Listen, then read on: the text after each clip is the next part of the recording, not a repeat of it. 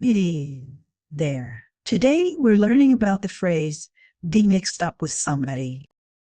It means to be involved or connected with someone, often in a confusing way. For example, you can say he is mixed up with the wrong crowd. This means he is involved with people who might cause trouble. You can also use it to say someone is confused about who another person is.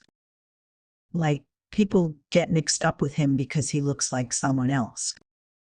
Remember, you always say mixed up with, not mixed up to or mixed up at. It is an inseparable phrasal verb, so don't separate mixed up and with. You can use it in positive or negative contexts, but it often means confusion or problems.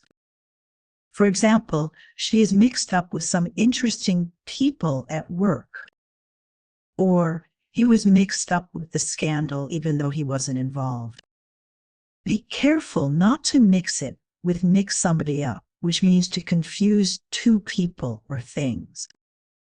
Try to practice by making sentences like, don't get mixed up with bad influences.